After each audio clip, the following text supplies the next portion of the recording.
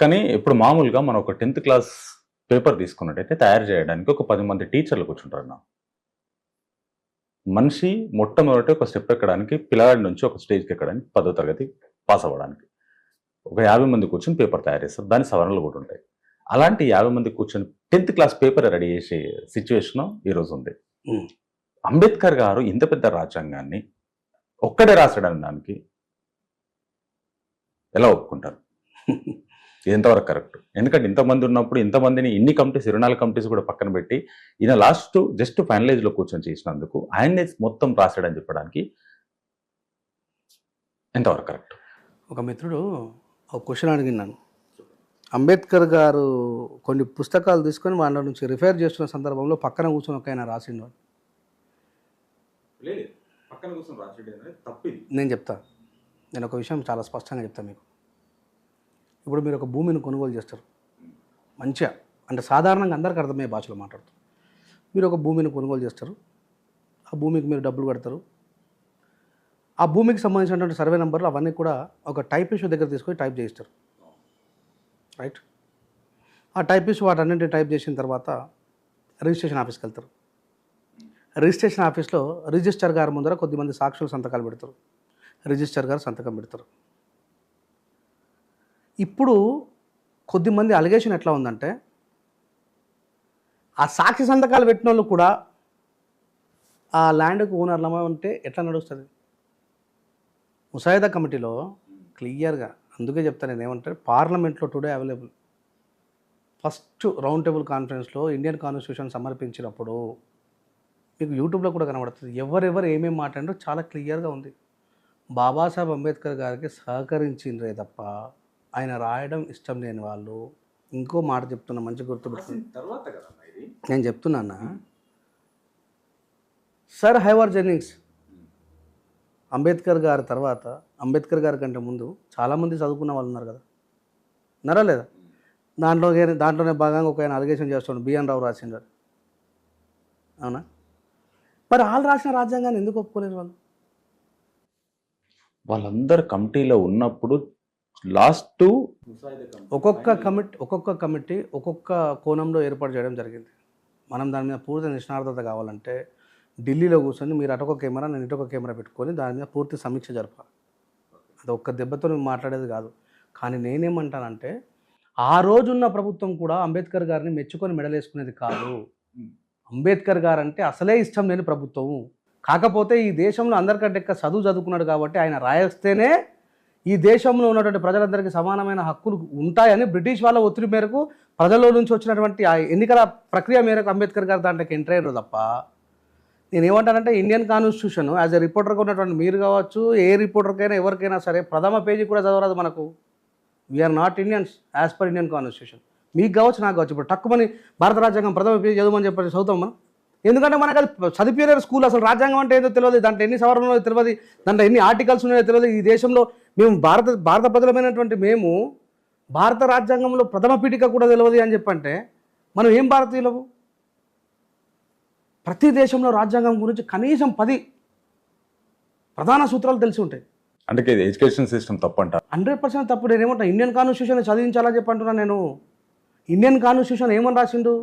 స్వేచ్ఛ, సమానత్వం, సౌభ్రతత్వం, సోదరభావం, కులమత లింగ వర్గ విభేదాలు లేకుండా భారతీయులమైనటువంటి అందరం మేము మా కోసం మేము రాసుకున్న రాజ్యాంగం అన్నాడు బాబాసాహెబ్ అంబేద్కర్. ఎక్కడ సంతకం పెట్టలే ఇది నేను రాసిన రాజ్యాంగం అని. భారత ప్రజలమైన మేము అన్నాడు, we the people of India.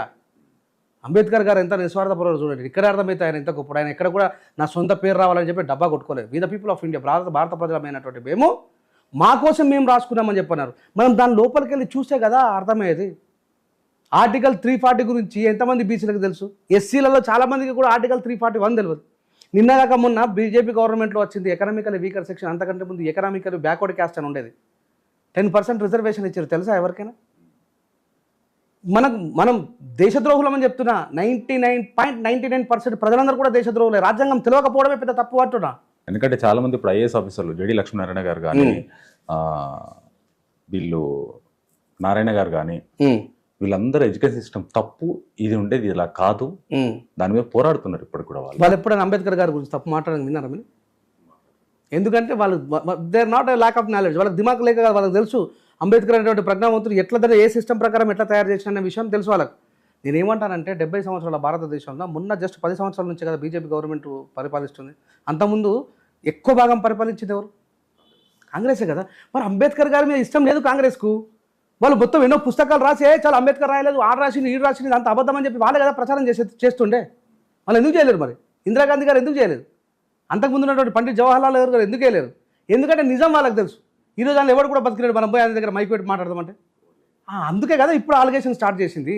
కానీ ఆ రోజు వాళ్ళు మాట్లాడిన మాటలు రికార్డు ఉన్నాయి, వాళ్ళు మాట్లాడినటువంటి మాటలు టైప్ చేసినటువంటివి ఉన్నాయి. కాన్స్టిట్యూషన్ అసెంబ్లీ డిబేట్ అప్పటి నుంచి ఇప్పటి వరకు రాష్ట్రం. అందుకే నేను ఏమంటే పార్లమెంట్ వరకు పోగలగాలి, పోతే తెలుస్తుంది. వీళ్ళ టార్గెట్ అంతా బాబాసాహెబ్ అంబేద్కర్ గారి సమతావాదమే. వీళ్ళకి అర్థమవుతుంది. చాలామంది విమర్శించే వాటి వ్యక్తులకు కూడా విమర్శించే హక్కును కూడా ఆయన ఇచ్చాడు అన్న. ఇంకోటి, అంబేద్కర్ గారు చదువుకున్న ఎన్ని డిగ్రీలు వచ్చినాయి? ఎన్ని డిగ్రీలు చదువుకున్నారు? 32 డిగ్రీలు ఉన్నాయి బాబాసాహెబ్ అంబేద్కర్ గారికి. కావాలంటే ఇప్పుడే నా ఫోన్లోనే ప్రతి డిగ్రీ క్లియర్గా మీకు చూపిస్తా. 32 డిగ్రీలు. ఎస్. డిగ్రీస్ డాక్టరేట్ ఇచ్చినవా, ఆయన చదువుకున్నవా? ఆయనకు ఆయన చదువుతారే కదా డాక్టరేట్ ఇస్తారు. ఎట్లా ఇస్తారు? ఈ దేశంలో మీరు ఒక జర్నలిస్టు, నేను మిమ్మల్ని ఒక క్వశ్చన్ అడుగుతాను. 32 డిగ్రీస్ ఉన్నాయి. ఎన్ని సంవత్సరాలు చదివారు ఈయన? బాబాసాహెబ్ అంబేద్కర్ గారు కొలంబియా విశ్వవిద్యాలయంలో వాళ్ళ గురువు గారు ఏమంటారంటే, ఈయనకు చాలా తక్కువ సమయం ఉంటుంది. ఒక డిగ్రీ చేయాలంటే సహజంగా ఎన్ని సంవత్సరాలు చదవాలి? 3 years. 3 years PhD. కానీ బాబాసాహెబ్ అంబేద్కర్ గారు రిక్వెస్ట్ చేసుకున్నారు, నాకు సమయం చాలా తక్కువ ఉంది సార్, 2 సంవత్సరాల 9 నెలల 5 డిగ్రీలు పాస్ అయినా. నేను ఊకదంపుడు చెప్తుంది కాదు, మీరు గూగుల్లో కూడా చూసుకోండి, ఆయన గురువు గారితో సహా వస్తుంది. ఆయన రిక్వెస్ట్, వాళ్ళు ఊరికే అవకాశం ఇవ్వలే నిజంగా. ఇప్పుడు గూగుల్లో కొట్టేదానికంటే ఇంగ్లీష్ లండన్ వాళ్ళు రాసిన ఆర్టికల్లోనే క్లియర్ కొన్ని ఉన్నాయి. ఉత్తర డాక్టర్ తెచ్చుకున్నాడనే. కానీ ఆయన అప్పుడే దీనిపైన ఒక తప్పు చేశాడని చెప్పేసి మా దగ్గర అవి కూడా ఉన్నాయి, డీటెయిల్స్ కూడా ఉన్నాయి, గూగుల్లో చూపిస్తుంది. ఇప్పుడు ఏం తప్పు చేసిండని? ఒకటి టీసీ, ఇటు అమెరికాలో లండన్లో ఎట్ ఏ టైం సబ్మిట్ చేసాడు. ఎన్ని సంవత్సరాలు చదివాడు లండన్లో, ఎన్ని సంవత్సరాలు అమెరికాలో చదివాడు? మీరు చెప్పండి కదా, మీ దగ్గర అలిగేషన్స్ ఉన్నాయి, మా దగ్గర రికార్డ్స్ ఉన్నాయి అంటారు. మీరు చెప్పండి, అమెరికాలో ఎన్ని సంవత్సరాలు చదివిండు, అమెరికాలో ఎన్ని సంవత్సరాలు చదివిండు, న్యూజిలాండ్లో ఎన్ని సంవత్సరాలు చదివిండు? బొంబాయి యూనివర్సిటీలోనే 1912లో, MA Columbia university America 1950. 15 same TC ఇక్కడ నుంచి తీసుకెళ్ళిన టీసీ ఇదే యూనివర్సిటీ సబ్మిట్ చేసిండు. Next ఎంఎస్సికి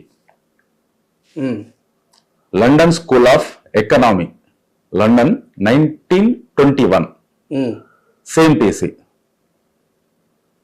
provisional documentation of the imperial finance British of India law చదివింది లండన్లో 1922. 1 year డిఫరెన్స్. దీని చూడండి, ఎంఎస్సికి లాకి. DSc London school of economy ఇక్కడ చదివింది 1921, 1922, 1923. MSc economy, law, DSc 3 years లో 21, 22, 23 same TC. This was the problem of the rupee. దీనిపైన డిఎస్సి చేసింది, పిహెచ్డి చేసింది. National dividend of India, a history of అనల్టో స్టూడెంట్, ఇదే సేమ్ టీసీని సబ్మిట్ చేసి పిహెచ్డి చేసిండు అంబేద్కర్ 1916లో. ఉన్నది అక్కడ 4 years మాత్రమే. 4 years లో ఏ కంట్రీ? London, America. అంబేద్కర్ గారు ఉన్నది 4 years. 4 years లో 32 డిగ్రీలు ఎలా? ఈ తిహర్ ఎవరు చేసి మీకు నాకు గూగుల్ ఇచ్చింది. మీరు చాలా సార్లు అంబేద్కర్ గారు 32 డిగ్రీలు అన్నారు. దీనిపైన నేను రీసెర్చ్ చేశాను. గూగుల్లో ఉన్న ఇన్ఫర్మేషన్ మొత్తం పర్ఫెక్ట్ అని ఎట్లా అనుకున్నారు మీరు? ఇప్పుడు మీరే కదా గూగుల్ కానీ. అందుకే నేను చెప్పిన వికీపీడియాని నమ్మే పరిస్థితి నుంచి మనం ఎన్సైక్లోపీడియా వరకు వెళ్ళినాం. ఎన్సైక్లోపీడియాలకు ఎస్. నేనేమంటున్నానంటే ఇదే కెమెరా సాక్షిగా అంబేద్కర్ గారు మునిమనుమడు ఇప్పటికీ ఉన్నాడు, పూర్తి రికార్డ్స్ ఉన్నాయి. ఆయన కూడా కొన్ని మొన్న సందర్భాల్లో తప్పులు మాట్లాడడం జరిగింది. ఎవరు? వాళ్ళ మునిమనుమడు. సరే, నేనేమంటున్నానంటే ఇప్పుడు మీరు యాజ్ ఎ మీడియా మీరు ఒక అలిగేషన్ పెట్టారు, దానికి ఆన్సర్ ఇవ్వాల్సినటువంటి బాధ్యత కూడా నాపై ఉంది. నేనేమంటున్నానంటే ఊరికే ఉత్తగా మాట్లాడితే కాదు, మీరు జస్ట్ గూగుల్లో చూసి అన్నారు. దాని మీద బాబాసాహెబ్ అంబేద్కర్ గారి ఇంట్లో ఆయన పేరు మీద ఏర్పాటు చేయనటువంటి స్మారక దాంట్లో క్లియర్గా ఉన్నాయి. ఇలాంటి